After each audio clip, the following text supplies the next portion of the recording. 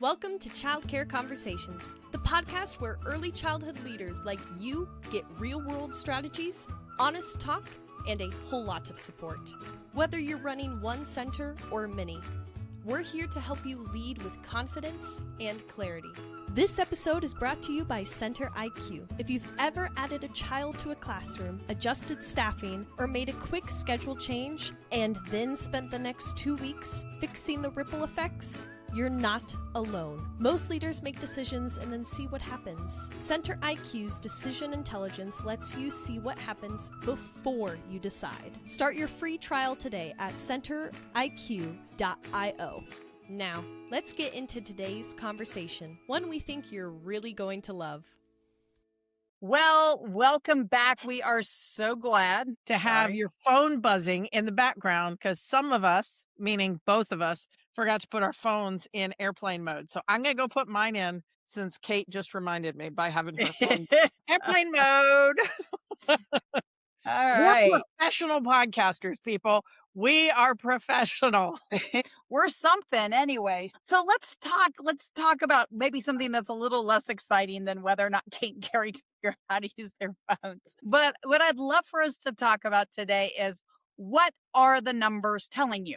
I know, Carrie, we have heard it day in, day out. We even tell folks, data. If you're not tracking the data, you can't make any decisions. But I think what happens is my numbers say that it is 74 degrees, which means that since I'm from Texas, I need sleeves on. But I think what's interesting is that sometimes we end up with the numbers, and so we have the numbers, but we don't necessarily know how to make better decisions because we have the numbers.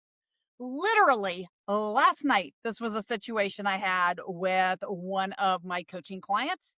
And I'm sure that a lot of our other folks who listen have had those same issues, Carrie. Now, they don't know whether to wear sleeves or not because they don't know what the temperature is. I think that's just a trial and error kind of thing. I think it's spring in Texas. And one of the things I looked at today is that the northern part of Texas, the panhandle, was in the 50s, and the southern part of Texas was in the 90s. So if you don't like the weather, just drive 10 hours south and you're still in Texas. It's okay. Well, that's backwards. So, all right. So let's talk a little bit about connecting numbers to decisions. Can we do that, do you think? We have. We've already talked about it. This is how you determine whether or not you need to have sleeves on. Is that the kind we're trying to decide? Is that it? No. So what numbers do leaders avoid, Carrie, because they feel overwhelming or confusing? I mean, how much money they should be earning, that they're not earning because they've left 22 slots unfilled in their center. They really don't want to do. I have 22 slots, so that means I have 2 infant slots. That's $1,800 each times 2. I've had that vacancy for 6 months. I don't want to know what that number is. Why do you think it's important for them to know that number? So that they can justify ice cream. Is that not the answer you wanted? You didn't want that answer? No, that was not the answer I wanted, Carrie. I mean, I think it's reasonable. Okay.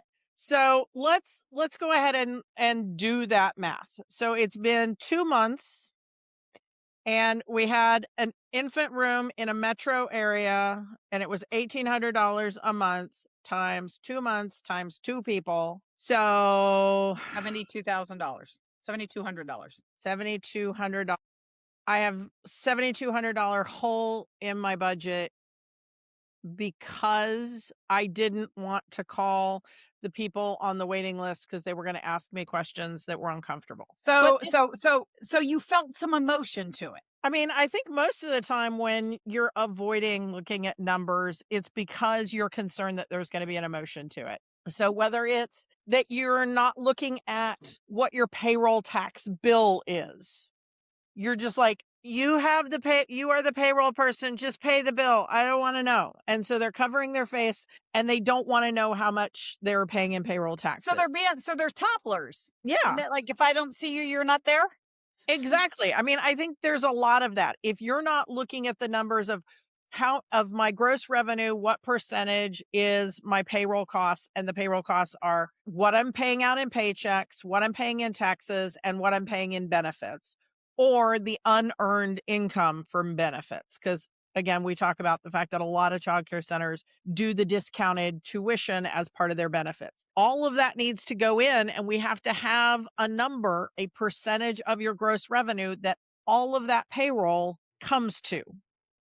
And Yeah, they're but I mean, afraid. They're yeah, afraid so because they're afraid, but I think a lot of things is like, so for example, yesterday's client, she has a bookkeeper, she has an accountant. They put the numbers, they give her the numbers, but she doesn't know what decisions to make with the numbers.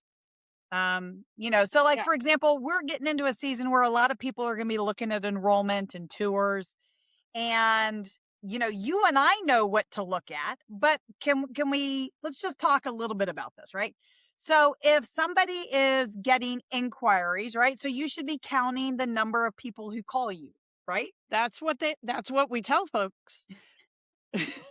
Okay, so you're counting the number of people who call, and then you should be counting the number of people who go from a phone call to actually scheduling a tour. Phone call or inbound, Yeah, right? inquiry. So some sort of inquiry to the tour, and then how many show up? What's your show Because I up think rate? that's a big number, right? Like that's not necessarily a one-to-one. And then it's how many actually enroll. And I think that for whatever reason, and a lot of it's because, again, you're not trained to do this job, right? And we have And people who, you don't know what you're supposed to do with that information. So you look at it and you go, for every 10 inbound inquiries from Messenger, from email, and from phone calls, I don't even get one enrollment. And I have 10 people who I've responded to, and I didn't get a single enrollment. And then you feel bad about yourself. So I think that's part of it, is that feeling of, well, I think I should have done better, but they don't know what the statistics are. but they also don't know what they're like. So again, even like what you said, like the where all those calls are coming from, right? So if you don't ask when you have them on the phone or an email where they found you, you don't know if the right people are finding you. Just because somebody's called, if they've called and they're really looking for an infant program and you don't have any infants, then then there's a mismatch. Yeah, But you don't know if you don't ask. yeah. So finding out where they're hearing about you so that you can go, okay, well, then I need to be clearer in that space. So if they're finding you from your local resource and referral board, you need to make sure that the resource and referral board knows that you don't take infants. If they're finding you from your social media and you look and you go, I do have pictures of babies in my social media, I should stop putting pictures of babies in my social media. They need to just be 2s and up, because I only take 2s and up. Is it your website? And again, are there babies on your website? Like, is it clear or did they just drive by and see the words of your name and go, well, they must take babies. So figuring that out helps you. That is looking at the data and actually doing something with it. Making smart decisions, not even making decisions, because I think we can all make a decision. Like Carrie said, if it's, in 70 degrees, you need sleeves if you're in Texas. If you are in the Midwest and you're in Minnesota, you're like, time for my shorts. It's beach weather, because, it feels like They're it's crazy. summertime. That's what it is. Okay. But so making good decisions with the data, first you have to know what the data means. So I had 10 inquiries, nobody enrolled. That means that the people who were inquiring were not a good fit for your program. So then we have to see how they found you, and then see how we can align it. But there's more. There's still even more. It's like, okay, so what was the phone call, right? So are you recording the phone call? How many times did they have to call you before somebody answered the phone? Did you take notes during that phone call, or have one of the note-taking apps on your phone so that you have feedback from it?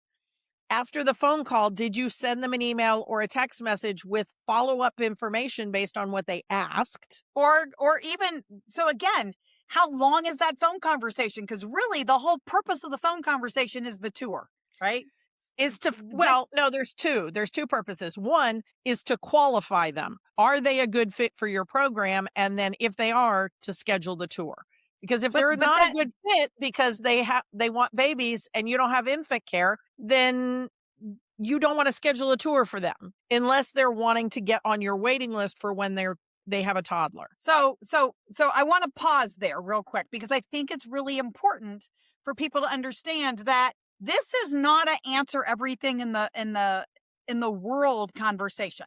Like, this should be about 5 minutes. You should do more questions than answers, right? So if you don't have a script, you should have one, right? Because again, you don't know if you're doing it right and if everybody's doing it the same. Because if you're tracking my phone calls and Carrie's phone calls and other staff's phone calls, and we all say something different, and some of us are on the phone call for 3 minutes and others of us are on the phone call for 10 minutes, that's important to know. So there are platforms out there that will record, right? We've had guests on even just a couple of weeks ago from IntelliKids, and we know that there are other programs similar to that will record all of the inbound phone calls so you could actually see what people are saying, but create a script so there's some attempt at continuity.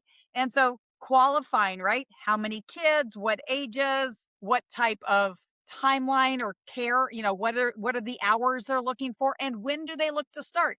Because some folks right now in the month of May might be calling you because they're looking to make a change in August. Some might be looking for summer camp, right? So you need to know that, right? Like, all of that is going to be slightly different. So making better decisions is going to help you, but you still have to have the data. So what does those numbers mean? So we've talked a little bit about the inbound calls and capturing where they got it, asking the right questions. Now, Carrie, they've got the appointments. They're looking at the fact that people have showed up for tours. So they've got the show up and not show up. So what is happening between show up and not show up? Is that when they're really digging into your social media and your reviews? Maybe they looked at social media before they scheduled the tour, but now they're looking at reviews and they're looking at your licensing history. Sometimes compliance. When they're like, okay, I've narrowed it down to 3 programs. And then they start looking at reviews and they look at your licensing history and they see something that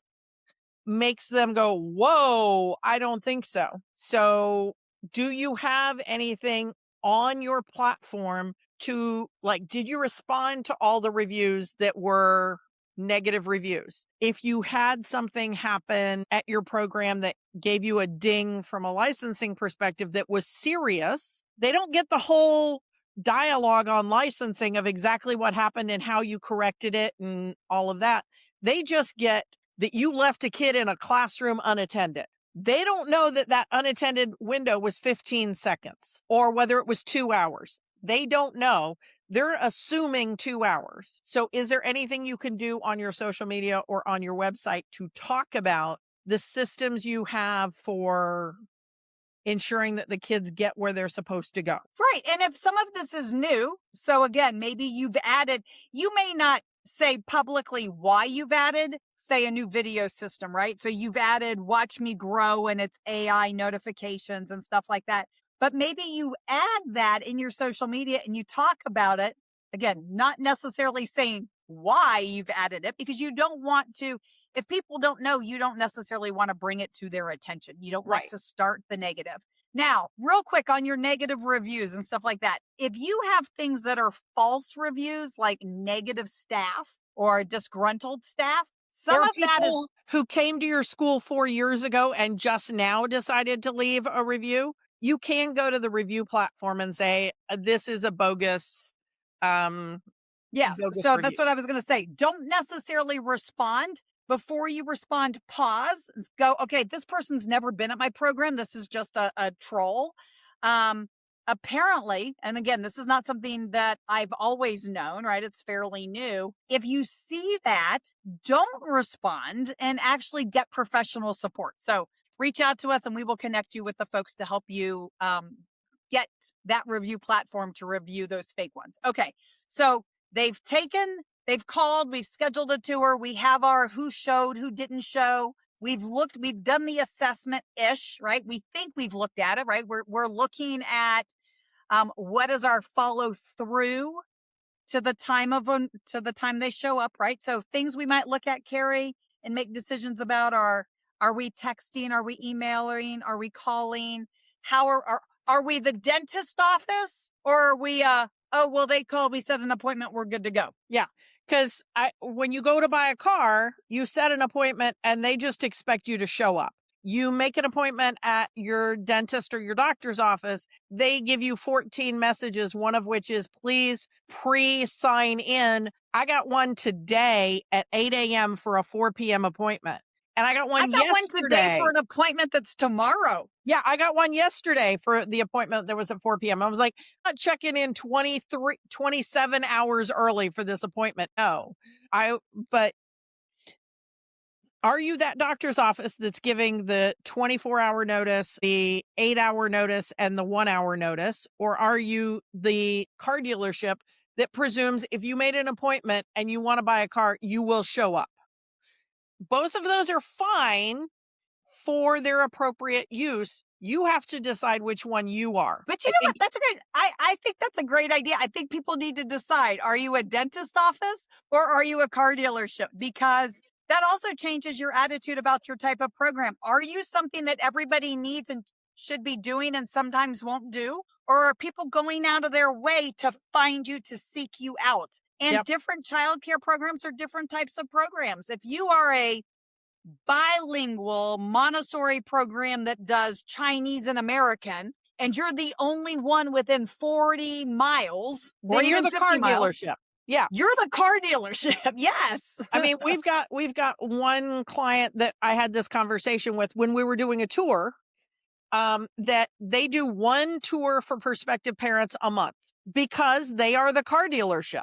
Yep. And there might be 3 families on that tour. There might be 1. There might be 15. It does not matter. They only do one tour a month, but they have a very long waiting list and they're 100% full. And they keep their families forever. So they have become, like you said, the car dealership. So, but I'm guessing that most of the folks listening to this episode are probably not the car dealerships. So they're making those decisions. What I want you to get out of today's episode is to pause at every section and look, because with your tour, so what does your automation sequence look like, right? What does that sequence look like? What does that workflow look like? I'm using a lot of terms people may not know, right? And if you don't, that's fine. Email us. So go to Kate and Carrie at Childcare Conversations and go, what's a workflow? Okay, so whatever your system is from call to show up. And again, Kate keeps using call because we're old. We know that could have been on Messenger or it could have been a text message. Inbound communication. It could be an automatic. You might just have a scheduler and people just schedule and maybe there's no phone call. Whatever it is to get to the tour. So now they've showed up or their time has been here. How many showed up, right? So that's part of what we were looking at. They've now showed up. You've done the tour. What happens now? Are you following up?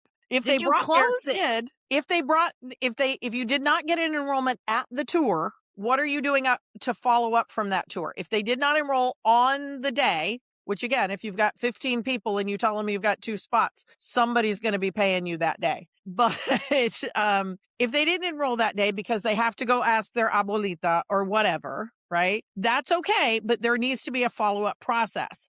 But wait. Can I add something? I guess you already stole my steam. Don't let them leave without the next appointment. Yep. So if they have to go check with abuelita, then when will they be able to go talk to abuelita? And then you'll call and check and see if there were questions abuelita had that you need to answer. Okay. So put that on your calendar. But also, if they brought their child on the tour, hopefully your staff was trained well enough to take a picture of their child engaged in an activity in your building, print that out at CVS or Walgreens or Snapfish or one of those things, right? Vistaprint. There's like 27 different ways, right? What is the one I do on my phone where I get them for free? I can't even remember. But you print out an actual photograph, physical thing, and you stick it in an envelope and you mail it to them inside a thank you note saying, thank you for coming to my program, and then putting a resource based on a question they asked on the tour. So again, if this child was 3 and they're asking about how do you get all these 3-year-olds are not in pull-ups. How did you do that? You put an article written by your 3s teacher about how she gets everybody potty trained in the first 2 months of the school year. Put that article in the thank you note. And then they know what they have to look forward to when their child enrolls in your threes classroom. And like Carrie said, we like the tangibles. I've realized that not everybody thinks everybody's going to want the tangibles. So at the absolute least, do this exact same thing as an email. Include the picture of the child or in the communication app.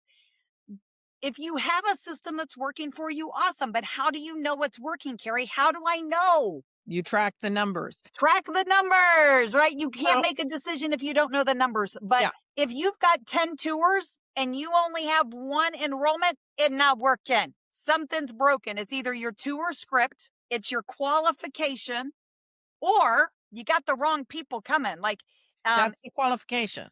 Right. But if people don't ask, should you be telling them how much you charge? No, let people ask the questions they want to ask. And some of them are going to call and be like, hey, you got any spots for a 3-year-old? And you're going to say yes. And then they're like, great, I'll be there on Thursday. And they hang up.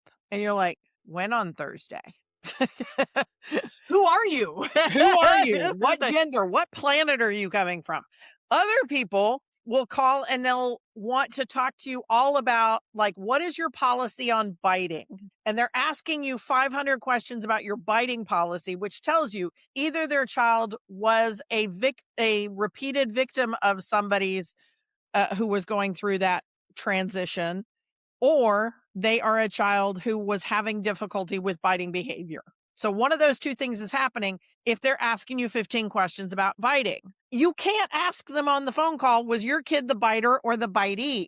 Like, you can't do that. But you absolutely can. If somebody's asking you a whole train of thoughts, go, you know what? Those sound like a great set of questions for us to talk when you come for the tour.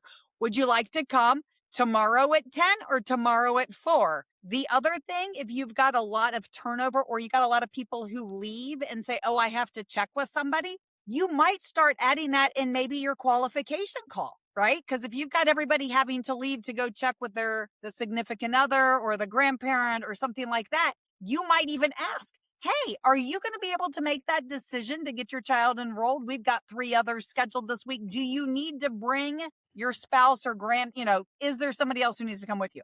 Because we actually had a program that this is what was happening, right? Very much like what Carrie said as far as her story. And it's easier if you can just get everybody to come at one time, right? If you talk to most car dealers, very few car salespeople will sell to a single person who is identified as married.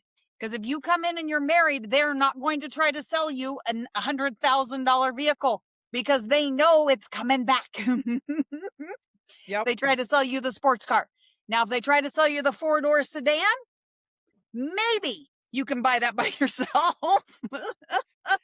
So look at the numbers and see what the story is that the numbers are telling you. If you have a 10% conversion number in our industry, that is not a good conversion number. If you were trying to sell coaching programs that were $100,000, that would be an amazing conversion level, right? So it depends on, so you can't just ask somebody who's in sales, out of every 10 prospects, one person is signing on the dotted line, because it depends on what they're used to selling as to whether that's a good number or not. In childcare, we expect about a 50% conversion rate from the tour. But in reality, though, kind of like that number was the pretty standard number when people were shopping more centers. And so, and it depends on who's doing who's in charge of that whole sequence. That's the other thing. If you can, put one person in charge of the whole sequence. The person who answers the phone is the person who does, or the email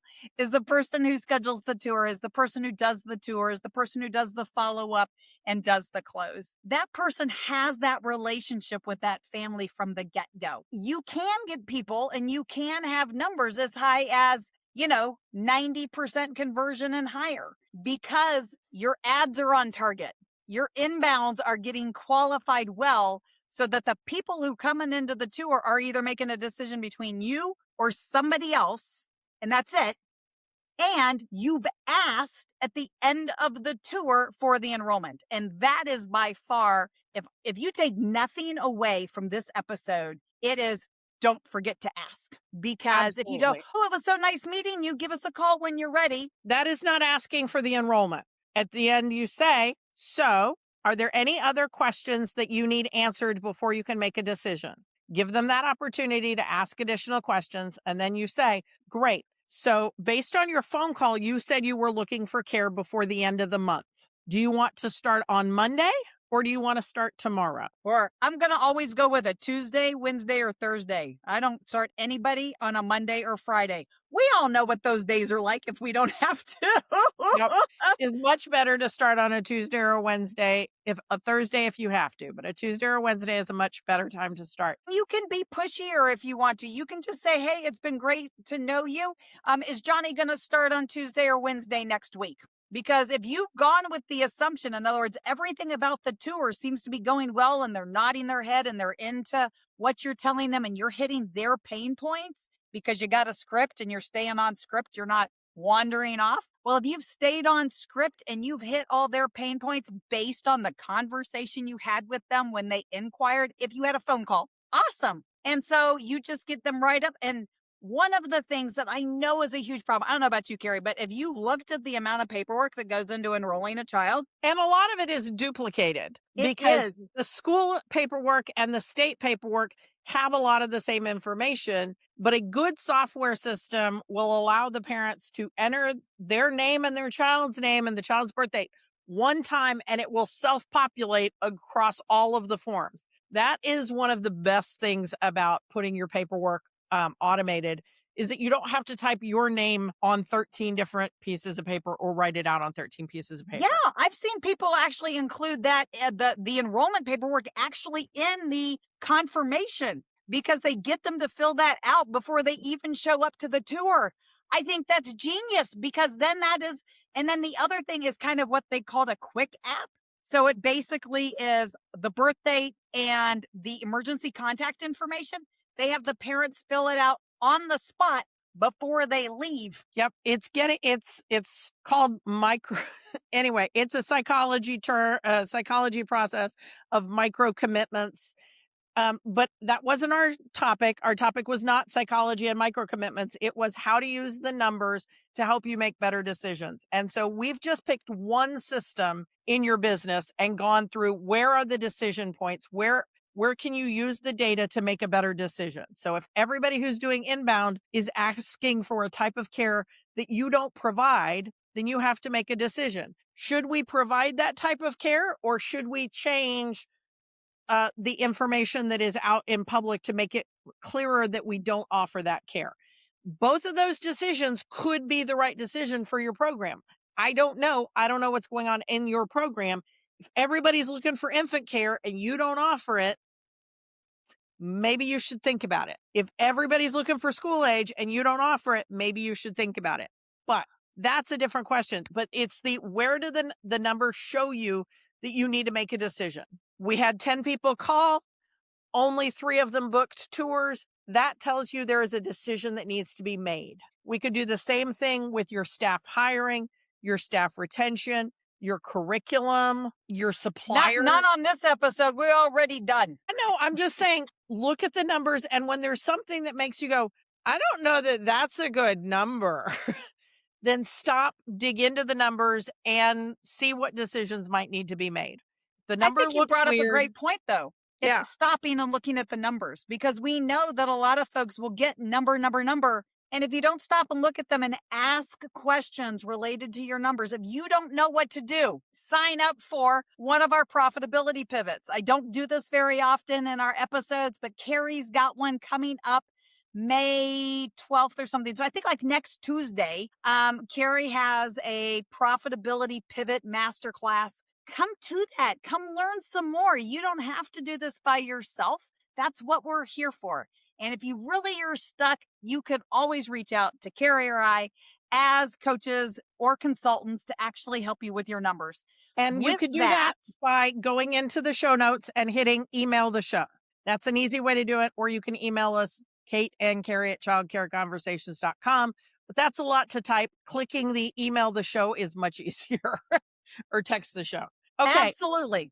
So Carrie, we've gone a little long today, so hopefully it was worth it for you guys. I sure hope so, because I think we delivered. I want you guys to share this show with someone else who needs to know, and make sure you are subscribed or are following the show on your platform of choice. If you haven't come to the YouTube channel, go look at us on YouTube. We put makeup on almost every time. We look pretty presentable. You should come on over so that, that work is worthwhile. Don't go look at episodes 100 to 125. You don't want to see that. No, we didn't. But they're there. We did not even brush our hair every time in those first few that we recorded with video. But we'd love for you to go there so that you can, see all of our squirrels, because we also put some of our weird things on that page. And I will talk to you in a few days, and probably with that other lady. So see you soon. Bye. Thanks for tuning in. We love bringing you real talk and fresh insight from the world of early childhood education. Be sure to follow us on social media to stay connected and catch all of the latest episodes. And if you're planning a conference, training, or special event, Kate and Carrie would love to speak to your audience.